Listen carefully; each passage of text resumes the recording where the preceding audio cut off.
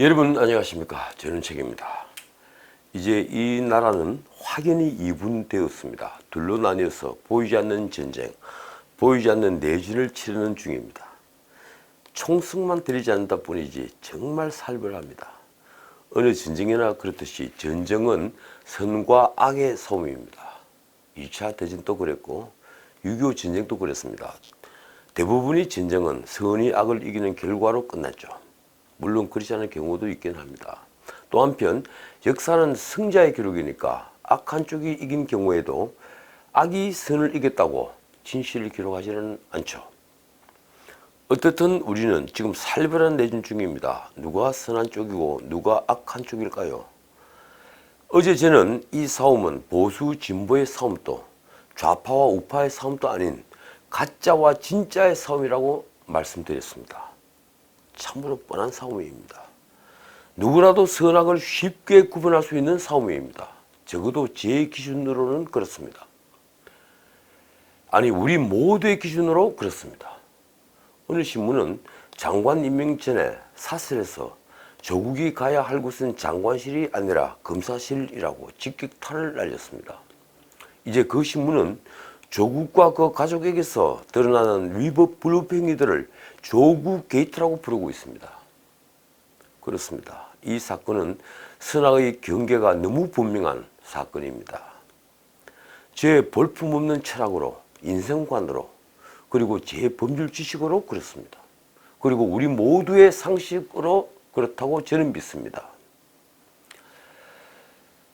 그런데도 이 나라는 조국시 문제로 둘로 나뉘어 있습니다. 조국의 편에 서 있는 사람들은 왜일까요? 왜 제가 가짜라고 생각하는 편에서 오히려 제가 서 있는 쪽을 향해 삿대질을 하고 입에 못 담을 욕설을 하고 시위를 하고 얼음장을 놓다 못해서 이제 한판 붙자고 하는 걸까요? 무엇보다도 백일하에 드러난 사실조차 못 본 채 하면서 조국이 한 명백한 거짓을 왜 믿지 못하느냐고 타박을 할까요? 참 기가 막힐 일이 이 대한민국에서 현재 벌어지고 있는 겁니다. 이 판에 미국에서 돌아온 문 대통령이 오늘 놀라운 발언을 합니다. 검찰이 아무런 간섭을 받지 않고 전 검찰력을 기울이다시피 엄정하게 수사하는데도 검찰 개혁을 요구하는 목소리가 높아지고 있는 현실을 검찰은 성찰해 주기 바란다. 듣기에 따라서는 검찰들어 이제 그만하라는 압력처럼 보이는 말이죠. 게다가 자신의 지지자들을 결집해서 조국 편을 들게 하고 검찰을 공격하게 하는 말입니다. 설령 속마음이 그렇지 않다 하더라도 그렇습니다. 야당은 노골적인 수사 개입이라고 반발합니다. 당연한 반발이죠. 문 대통령은 이날 검찰개혁은 공수처 설치나 수사권 조정 같은 법제도 개혁뿐만 아니라 검찰권 행사의 방식과 수사관행 등의 개혁이 함께 이루어져야 한다. 이렇게도 말했습니다. 적어도 검찰권 행사 방식, 수사관행이 바뀌어야 한다는 말씀은 제가 생각해도 참 옳은 말씀인데, 그런데 그게 검찰뿐인가요? 지금 수사권을 주겠다는 경찰은 더하지 않습니까? 그래서 제게는 대통령의 이 말씀은 검찰이 조국시 일가를 수사하는 태도가 퍽 마음에 들지 않는다는 얘기로 들리는 겁니다. 대통령은 왜 끝까지 조국을 버리지 못하고 운명을 함께 하려는 걸까요? 왜 조국 때문에 야당과 혈투를 벌이는 걸까요?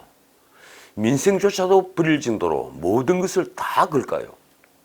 시민단체가 검찰청 앞에서 주말에 검찰개혁 시위를 벌인다는데 그게 조국시 수사와 연결이 되어 있구나 정도로 저는 막연하게 생각하고 있었습니다. 그런데 이제 대통령 말씀을 듣고 보니 모두 조국시를 위한 설계, 조국시를 위한 프로그램으로 보일 정도입니다. 시기를 돌려 다시 처음부터 복귀해 볼까요? 조국시가 장관에 지명되고 청문회 준비 과정에서 수많은 의혹들이 튀어나왔습니다. 마침내 딸의 가짜 스펙이 폭로되고 그 스펙을 이용해 의전론에 입학한 사실, 그리고 낙제를 면치 못한 성적에도 장학금을 몰아준 게 드러나면서 학생들이 들고 일어났습니다.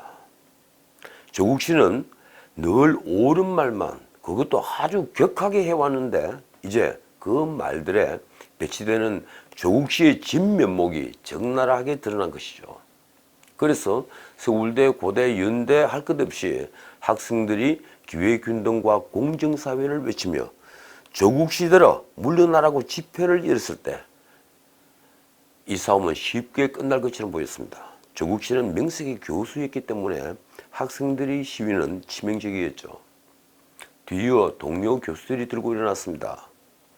사회증의를 바라는 전국 교수 모임이 결성되고 지난 19일 청와대 앞에서 조국 씨의 사퇴를 촉구하는 성명을 발표했습니다. 교수들은 조국 씨의 임명으로 사회정의와 윤리가 무너졌다. 그의 말과 행동이 너무 이율배반적이라고 성토했습니다. 그런데 뒤이어 놀라운 일이 벌어집니다. 어제죠. 조국 씨를 지지하는 또 다른 교수들이 사태의 핵심은 조국의 가족 문제가 아닌 검찰개혁이라며 부산시 의회에서 시국 설문이라는 걸 발표한 겁니다. 교수, 시간 강사, 연구자까지 포함됐다는데 그 숫자도 조국을 탄핵하던 교수들의 숫자와 비슷하게 4,000명쯤 된다고 합니다. 자, 그들이 내놓은 명분은 검찰개혁입니다. 그들은 조국 씨야말로 검찰개혁을 할 수 있다고 믿는 것처럼 보입니다. 그들은 검찰의 일방적 법치주의가 민주주의를 위협하고 있다는 듣기에 따라서는 그럴듯한 명분을 내놓은 겁니다. 일방적 법치주의, 참 낯선 말로 제겐 들립니다.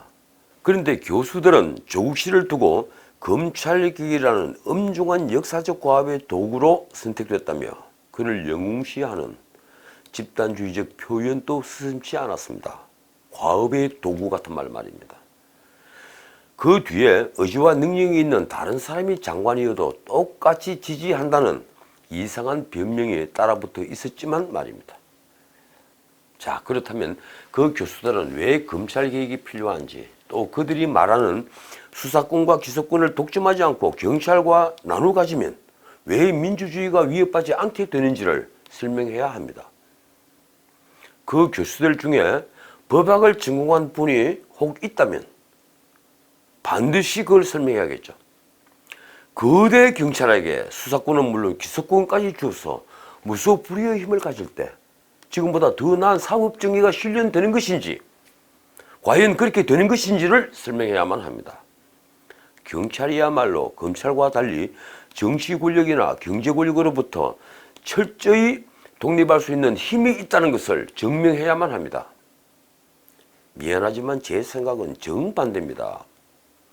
경찰들이 들으면 섭섭하겠지만 아직 우리가 경찰에게 단순 폭력 사건 같은 사건의 종결권도 주지 못하는 것은 그동안 토호들과 결탁하거나 촉탁수사 혹은 청탁수사에 빠진 비리 경찰을 너무 많이 봐왔기 때문입니다.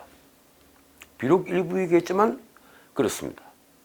버닝썬 사건에서 보듯이 명색이 존경을 달고 일개 술집을 운영하는 연예인과 유착을 하지 않았습니까? 제가 생각하는 검찰개혁은 어제도 말씀드렸지만 검찰이 정치 권력으로부터 철저히 독립하는 것뿐입니다.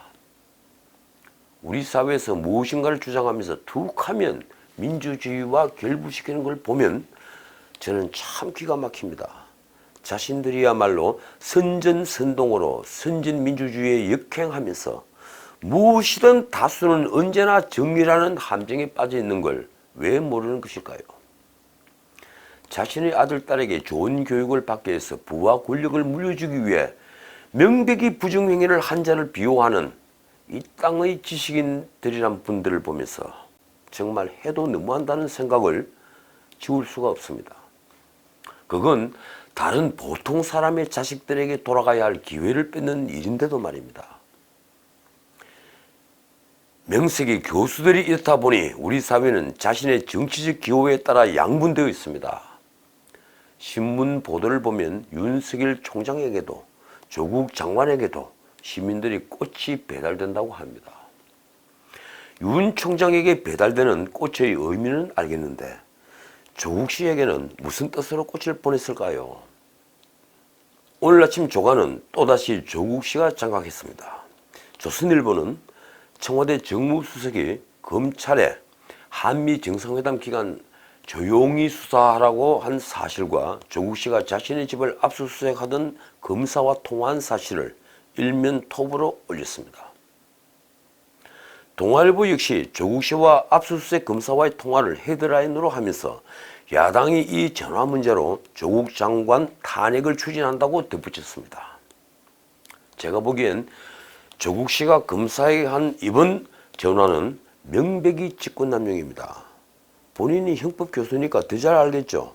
그런데 그는 어제 국회에서 아내가 놀라 배려해달라며 부탁한 것뿐이라면서 수사 방해는 하지 않았다고 주장했습니다. 가장으로서 그 정도 부탁은 할 수 있다고 생각했다고 답변했죠.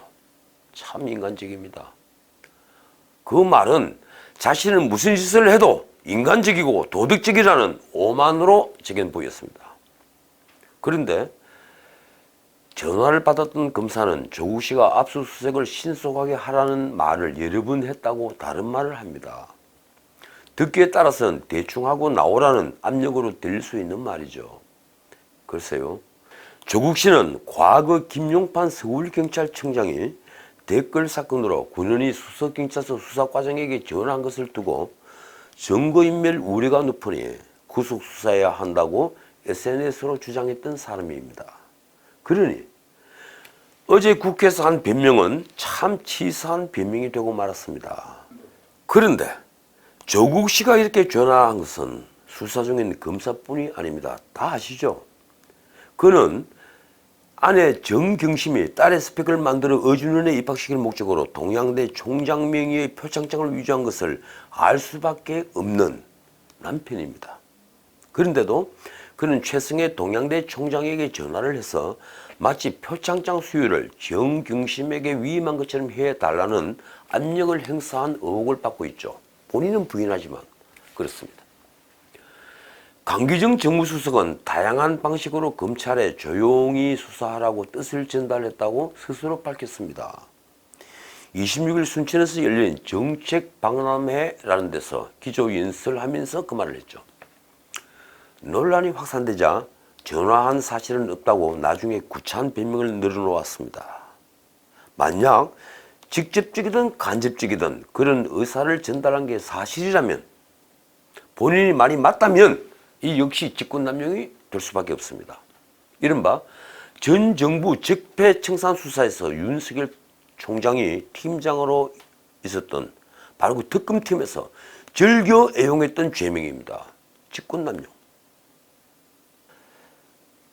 제가 오늘 아침 KBS를 보면서 또 깜짝 놀랐습니다. 오늘 아침 KBS에선 조국 씨 사건을 보도하면서 확실한 팩트 없이 편향적 기사를 언론들이 마구 쓰고 있다고 비판하더군요. 전체 조국 씨 기사에서 정책 보도는 불과 2~3%뿐이고 나머지는 터무니없이 도덕성 문제만 짚고 있다고 비판했습니다. KBS는 팩트체크를 유난히 강조하더군요.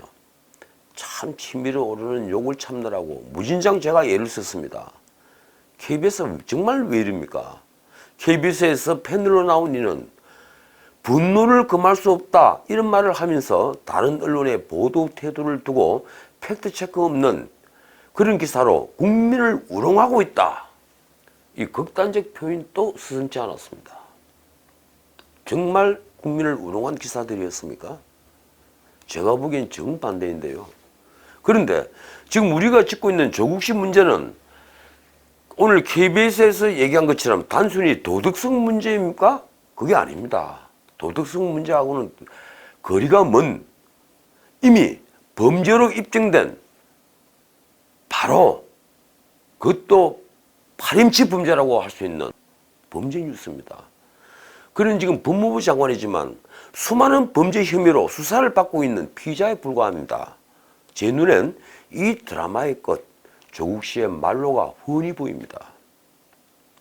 자, 이제 결론을 말씀드리죠. 우리 모두 이따위 일로 자신의 양심을 속이진 맙시다.